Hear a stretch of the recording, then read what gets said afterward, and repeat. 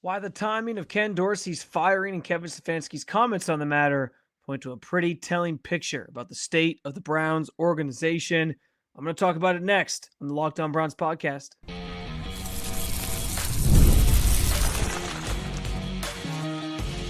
You are Locked On Browns, your daily Cleveland Browns podcast. Part of the Locked On Podcast Network, your team every day. What's up, Dog Pound? I'm Spencer German, your host of the Locked On Browns podcast, and proudly covering your Cleveland Browns each and every single day in the land and on the road. Another offseason with an offensive coordinator search for the Browns. Why it feels like this one is Kevin Stefanski taking a bit of a stand. I'll explain why. Meanwhile, what does all of this change mean upcoming this offseason for quarterback Deshaun Watson? And speaking of Watson, someone took a little bit of an inadvertent shot at him in the locker room on locker room cleanup day. Why what players are saying could dictate the direction that the franchise goes this offseason in general. As always, I want to thank you for being an everydayer, making the Locked On Browns podcast your first listen every day. Of course, part of the Locked On Podcast Network, your team every day. Today's episode is brought to you by LinkedIn. LinkedIn Jobs helps you find the qualified candidates you want to talk to faster. Post your job for free at linkedin.com/lockedonnfl. Terms and conditions apply. Let's get after it. And the big news of the weekend after the Browns season came to a close against the Ravens on Saturday night. I guess it was actually the second biggest news of the weekend, because I think the first news of the weekend was where the Browns going to pick and where's their pick going to end up. We now know, by the way, we'll get that out of the way now. We now know the Browns will pick number 2 overall. And so there will be a lot to discuss in that regard, where the direction, what direction Andrew Berry and his staff can kind of go with that pick, whether or not quarterback is in play. You'll have the rights to one of these potentially top 2 quarterbacks that everyone, the 2 guys in Cam Ward and Shedeur Sanders that everyone thinks could be the best in the class. Maybe there's an opportunity to trade out. So there'll be a lot to dissect there. But the secondary news to that, after finding out where the Browns are going to draft, was this Sunday morning, waking up to the news that Cleveland had parted ways after just one season with offensive coordinator Ken Dorsey, and after one season, offensive line coach Andy Dickerson.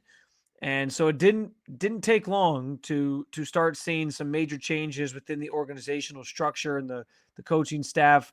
A mere little over 12 hours after their game with the Ravens ended on Saturday, the news comes down, and they wasted no time. Now, what I found interesting was Kevin Stefanski's comments on the matter, because he did meet for sort of his post-mortem press conference on Sunday, as guys are cleaning out their lockers and stuff. So we talked to some players, had a chance to talk to Stefanski, and one of the biggest comments that stood out among a number of things, like he talked about what he's looking for in an OC, and how they want to find somebody who's is on the same page with them, has similar can get on board with a similar vision, and he made it clear, like, it doesn't have to be somebody that he's coached with before. So there were some little signs of what they're looking at and who they'll consider for the job. He mentioned some people maybe on staff already could be in play, so that's kind of interesting. But the one of the biggest comments that I think caught people's attention was the fact that twice within the first 3 answers of the press conference, he said, quote, "I wanted to go in a different direction." And he used the word "I." That is a bit of a change from an organization and from Stefanski himself, who tends to be sort of more down the middle with those comments and talk about it in the sense of, we as an organization and we as the front office, the brass of the team, whether it's him and Andrew Berry, and Jimmy Haslam, Andrew Berry, Jimmy Haslam, and Paul DePodesta. They always have treated that as a group sort of a group think effort with everything, whether it's the decision to trade for Deshaun Watson, whether it's, making signings for certain players. Like they always make it, coaching staff changes. It is always presented to the media and to the fans as something that everybody sort of had a part in. He used the word "I," though. He flat out said, "I wanted to go in a different direction." And that sort of got me thinking about the timing of this, because last year the team obviously parted ways with Alex Van Pelt. as their offensive coordinator. But that came a little bit later. Like, it didn't come like the day after the season ended. They weren't parting ways with Alex Van Pelt.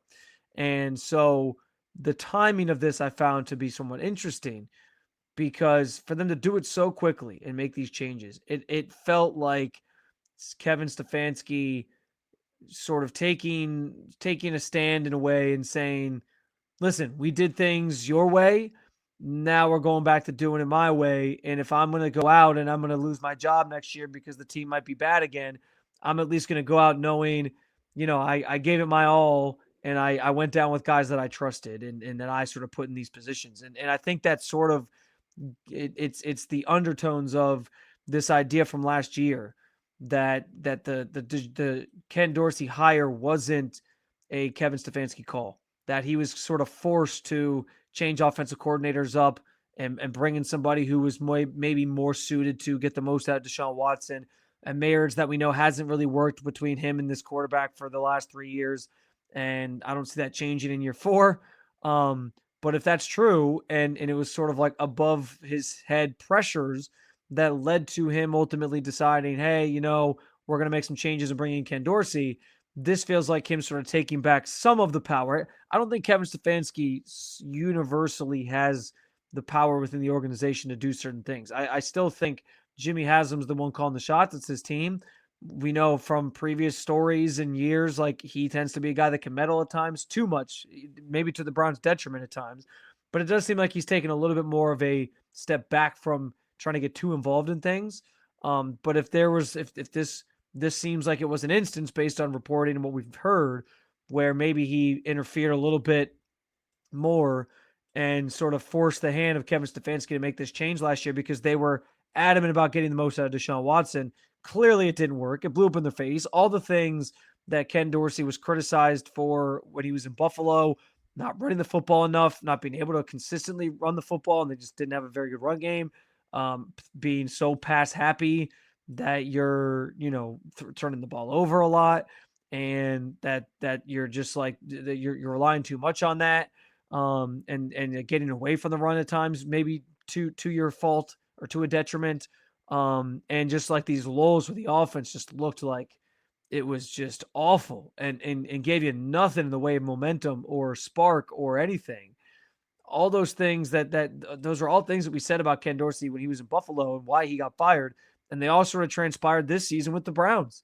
So it made sense that they were going to move on from him. I kind of anticipated this was going to happen. I also anticipated Andy Dickerson was going to get fired. I think that was pretty evident when you had the reporting and what we saw at practice, that Mike Vrabel was the guy sort of running the offensive line drills, and Andy Dickerson's kind of been standing off to the side, like the writing was on the wall for these guys. But for them to do it this quickly, and for Kevin Stefanski specifically to say, I wanted to go in a different direction, felt like him sort of taking a stand to, like, I get to choose my coaching staff. I might not have power over everything in this organization, but I get to choose my coaching staff, and I'm going to bring in people that are going to get us back on track, get this offense in gear, and revamp this thing to look more, to be more successful the way that it did in the previous years that he's been here, and the previous years, frankly, that he's been the play caller. That's another interesting part of this. He did talk about that. Doesn't sound like he obviously, he's a day removed from the season ending, so it's not like he has like a definitive answer right now on whether or not he's going to call the plays or not. But I would guess he's probably going to take those responsibilities back, and find an OC that can kind of work with him and, has a similar line of thinking, and that they'll just kind of be off and running that way. So it feels that way to me. But again, that maybe that is something that's still on the table for somebody that they were to hire, especially from the outside. So we'll see. But, that was a big change that was made during the season. He talked about whether or not he regretted it. He was like, yeah, you make different decisions during seasons to try to help spark your team. And that was one of them. And, it was what it was, but we got here how we got here. I'm paraphrasing, but yeah, like I do think one thing Kevin always says is that he wants to do what's best for the team. And I do believe in his heart of hearts, like the decisions he makes, he is doing with that in mind. Maybe not the Deshaun Watson thing, because that might have been his hands being tied a little bit too. But we'll have more to say on that coming up, because I do think this paints an interesting picture for the future of Deshaun Watson and what his role is really going to be moving forward for this team. But yeah, in overarching from the conversation around the offensive coordinator specifically and moving on from Ken Dorsey and what it all means, it felt pretty telling that it happened so quickly and that Kevin Stefanski sat up there and basically told you, yeah, I wanted to go in a different direction. So and he's taking a stand here. He wants to get this thing back on track his way. It's kind of a sign of we did it your way. You know, we tried to go the route of finding a perfect fit for Deshaun Watson. It didn't work. So now it's time to go back to what I know I do best and find people that are going to support those efforts. And frankly, like I said, next year, they have another bad year. Like his job, his ass could be on the line. And so I think this is him kind of saying, if I'm going to go down and I'm going to be under some pressure next year to win, I'm at least going to go down with people that I trust that are going to give us a better shot at getting the nose up on this airplane. I mentioned Deshaun Watson. What does all this change mean for him? I will talk about it and tell you next on the Locked On Browns podcast.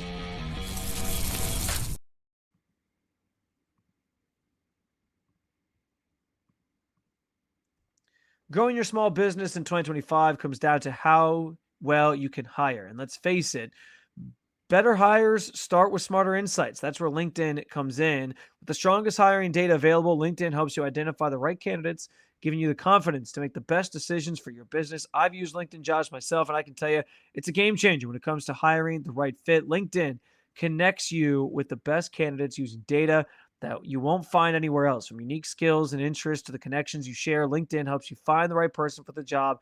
In fact, 72% of small businesses say LinkedIn has helped them find high-quality candidates. Hire smarter this year and find your next great hire on LinkedIn. Post your job for free at linkedin.com/lockedonnfl. That is linkedin.com/lockedonnfl to post your job for free. Terms and conditions apply. Did Rocket Money help you find any subscriptions you forgot about or that you were paying for twice? That definitely happened to me. I had a few subscriptions that I didn't even realize I was still paying for. Maybe some that my son occasionally, when he steals the remote to the television, accidentally signed me up for because he just clicks on random shows, and I got to go back and find a way to cancel them. Rocket Money made it so easy to track them all down. It's like having a personal assistant for your finances. Rocket Money is a personal finance app that helps you find and cancel your unwanted subscriptions, monitors your spending, and helps you lower your bills so you can grow your saving. It brings everything together in one place, whether it's subscriptions, your spending habits, or even goals you want to hit this year. Rocket Money has over 5 million users and has saved a total of 500 million in canceled subscriptions, saving members up to $740 a year when using the app's premium features. Cancel your unwanted subscriptions and reach your financial goals faster with Rocket Money. Go to rocketmoney.com/lockedon today. That's rocketmoney.com/lockedon. rocketmoney.com/lockedon.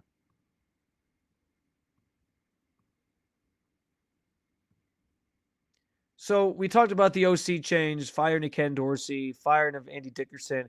I think the next natural place for this conversation to go off of that is what does all this mean for quarterback Deshaun Watson? There's been a lot said and sort of headlines made about him in recent weeks. There was the restructure a couple weeks ago that allows the Browns to move some money around, find an out from his contract in the coming years. And so that's a big deal in terms of at some point realizing, and accepting the fate of this whole situation. It's going to end with them probably not getting the results that they expected. And the organization kind of understands at this point, like they can't just put their eggs all in the Deshaun Watson basket the way that they did when they traded for him, and really the way they did the last 3 years. But what I find interesting about the conversation around Deshaun, and I will play you a clip from the Stefanski press conference, and I think a telling nugget of how the organization is kind of approaching this thing. But, they tried to create this Deshaun Watson utopia around him the last couple of years, and I just don't think that's going to be the case anymore. He's going to be on the roster next year because of the nature of the contract. They just can't get out from underneath it. I said that dozens of times to you on this podcast, on this show. It's impossible. The dead cap hit is just too large. And knowing that, he's going to be here. But what is his role going to be is the big question. And there's been plenty of reporting that he's going to have a chance to compete for the job. He's going to be part of the room. He's going to be here, and that they're not just kind of going in blindly committing to him as the franchise quarterback, the starting quarterback. They'll have competition for him. But it does sound like there's some iteration of this where he potentially comes out starting as the starting quarterback of this team again, which I think is a daunting and scary thing for you, for other fans, just for the Browns community in general. Because listen, we saw what happened the last time he was on the field, and we heard it.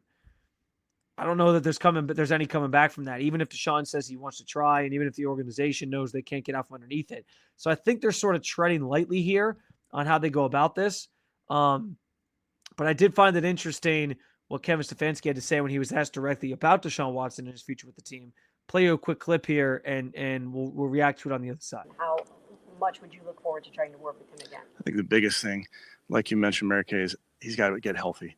That's the most important thing going for him right now, and he's working hard. On those lines, I know that after immediate aftermath of his injury, you said that you knew what you had in Deshaun. Do you think that you have a starting caliber quarterback that you can win with in Deshaun? Yeah, again, I think the number one thing for Deshaun, and I've talked to him about this, is he has to get healthy. He's working hard towards that goal. Obviously, and then we need to be more consistent, and that's at the quarterback position. That's at every position, certainly on the team, but speaking specifically to the offense, we need more consistent play. But for Deshaun, the number one thing that he needs to do is get healthy. So this is one of those instances where it's less important what he said and more important what he didn't say. I mean, week 6, after the Eagles game, Kevin Stefanski was on the record saying he believes Deshaun Watson still gave them the best chance to win. That is a direct quote from the Browns head coach. Whether that was above pressure because he knew he couldn't, pull the plug, whatever the reason might be, he said those words. They came out of his mouth. 12 weeks later, your season's over. You're 3-14, and you're asked about the situation. And yes, he is coming back from an injury, so it's not like it's some shocking revelation to say he's got to get healthy. But I do think it's telling that they've pivoted. Stefanski's pivoted.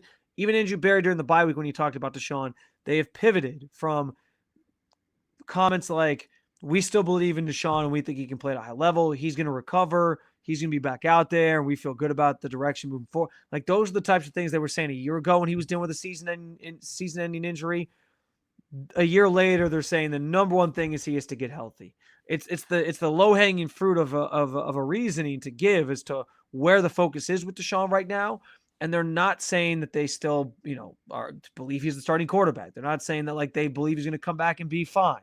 They're kind of leaning into the idea that this injury can be a convenient excuse to sort of admit that you got it wrong and that it's just not going to work with him here, while also understanding that he's going to be on the roster. So you're not just going to completely throw him under the bus and say, well, he stinks and we don't want him anymore. So I think they're sort of trying to thread that needle on how to kind of approach a situation where the guy's going to be here next year, so you can't ruffle too many feathers, but you also have to navigate the fact that he's coming back from another season-ending injury. And it's not going to go over well if you just name him the starter, and that they needed better results than they got this year. And I think that's the main point here. Like, the most important thing of all, of course, is that they need better results from that position. The quarterback is so important in this league, and if you're not going out and playing at a high level, and you're setting offenses back to the Stone Age the way that this offense did, especially early in the season with Deshaun Watson, that's a problem. So I think they know where they're at, and I think they know where Deshaun's at, and so they are kind of conceding and retreating, if you will, on their pursuit of trying to tap into who he is and get the most out of him anymore. I think that ship has sailed, and they recognize that, and this is their way of kind of doing that. But the fact that he has pivoted away from saying anything definitive about Deshaun being their quarterback and still feeling good about him, and it's just kind of this blanket answer of he's just got to get healthy, I think that's pretty telling about how they feel about him.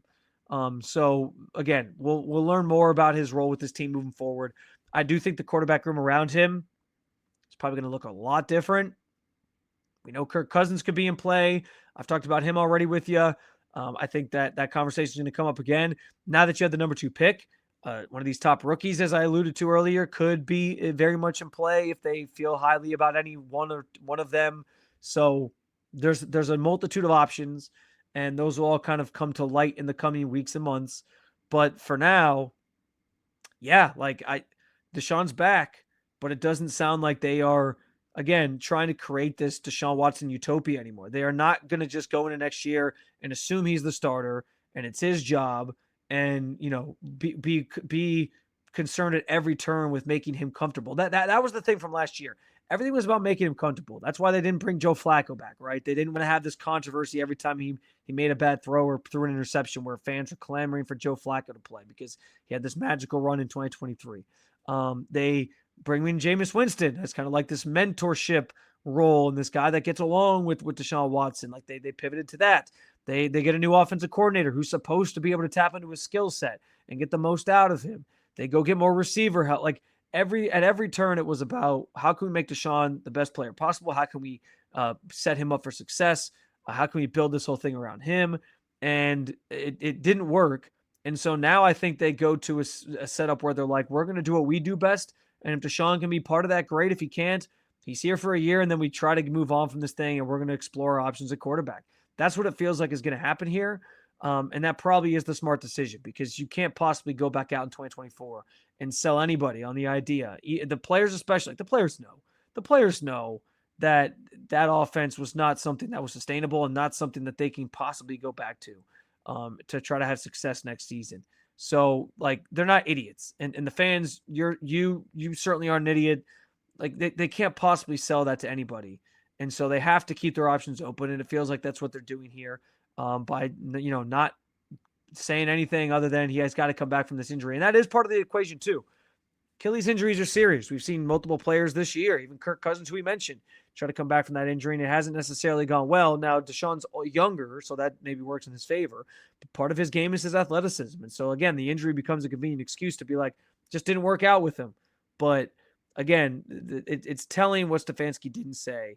And I think this sets the tone for, keeping all things on the table when it comes to the quarterback position and what the Browns will sort of try to do to figure that position out moving forward. Speaking of Deshaun Watson and speaking of how they sort of change their identity moving forward, because the word identity came up a lot in locker room cleanout day on Sunday. One Browns player sort of inadvertently took a shot at Deshaun Watson while explaining how they have to get back to what they do best. I'll play it for you. We'll talk about it because I do think that the Browns can figure out their identity on offense that they lost this year by simply going back to their roots. We'll talk about it next on the Locked On Browns podcast. Week 18 is officially in the books, which means the playoffs are finally here, and the NFL playoffs are better with FanDuel. Right now, new customers can bet $5 and get $200 in bonus bets, guaranteed, and $200 in bonus bets, win or lose. The FanDuel app gives you everything you need for live bets, same game parlays, and so much more. I am a big time, anytime touchdown parlay builder. I do it all throughout the season. I keep that trend going in the playoffs, and especially in the playoffs, I love trying to nail the first touchdown scores in these games and see if I can get that right. I've won some money over the years doing that. You can too. All you got to do is visit FanDuel.com to join today and get started with $200 in bonus bets. That's FanDuel.com. Make this playoff season unforgettable with FanDuel, an official sportsbook sponsor of the NFL.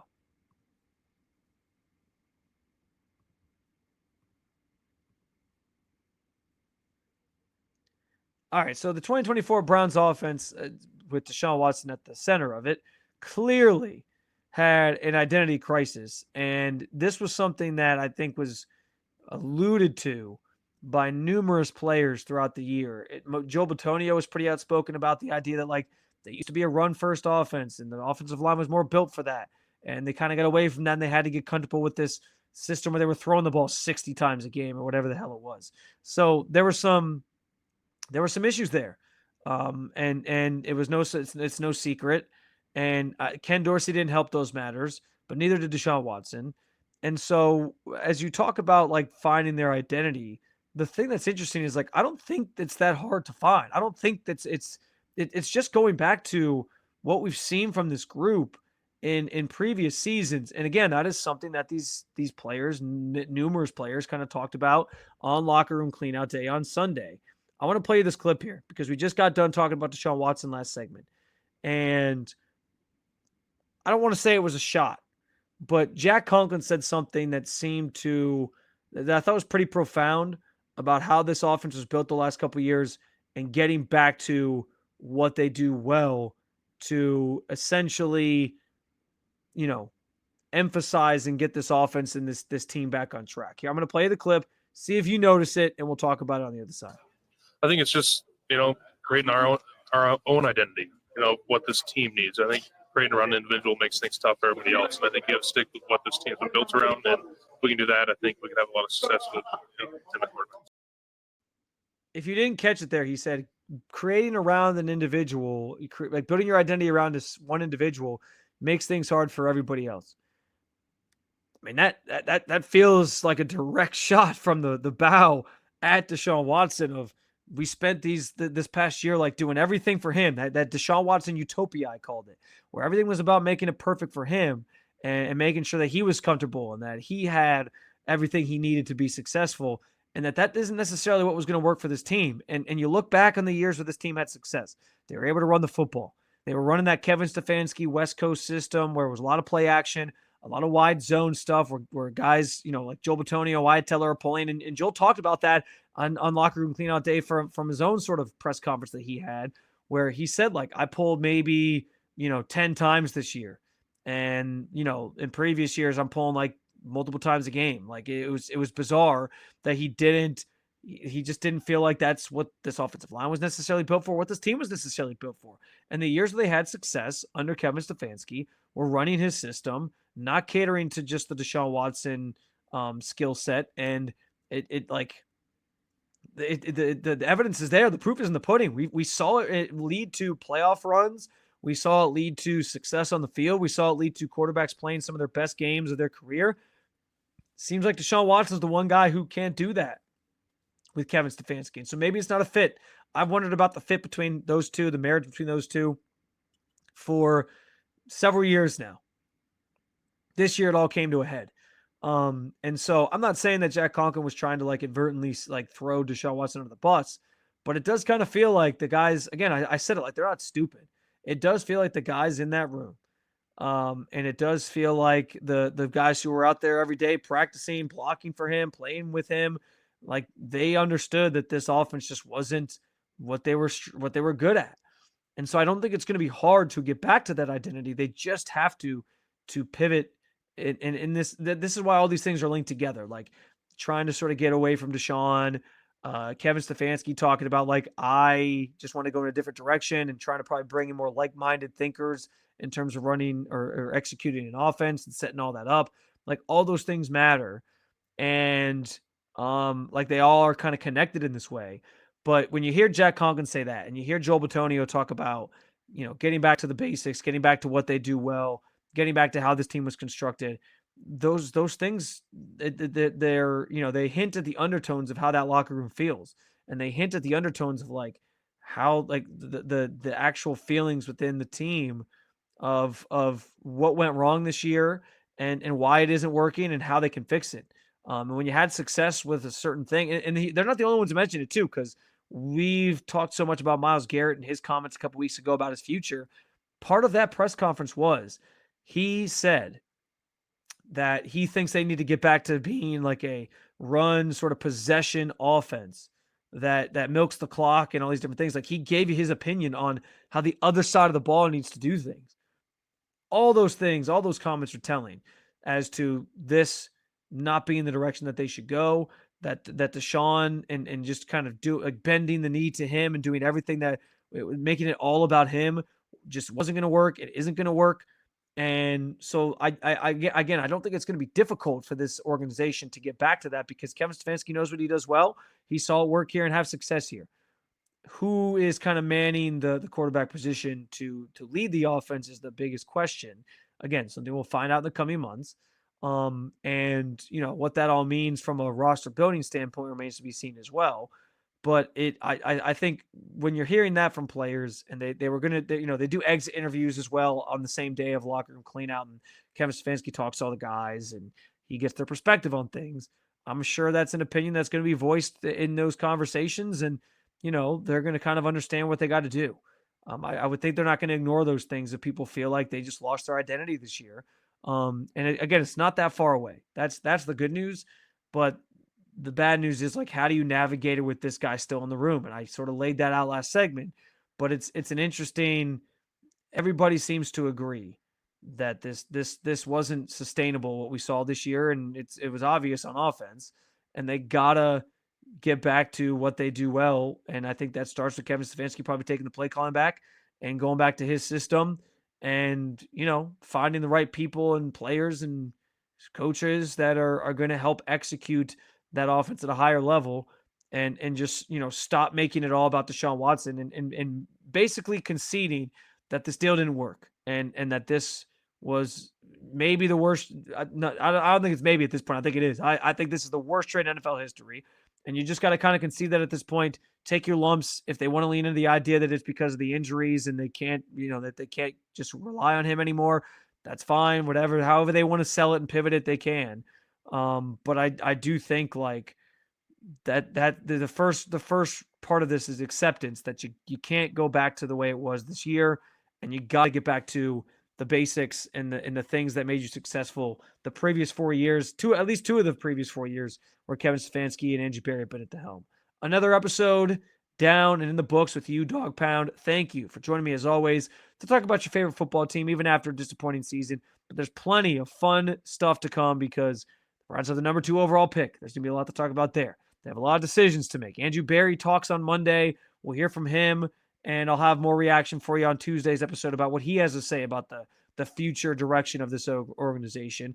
And there'll be plenty more to talk about beyond that. So continue to make us your first listen every single day. For your second listen, go find a new Locked On NFL show, or if you want to keep it local, check out the Locked On Cavs or Locked On Guardians podcasts. Thanks for being an everydayer at the Locked On Podcast Network and for the Locked On Browns podcast. I will talk to you again real soon. But for now, I'm out.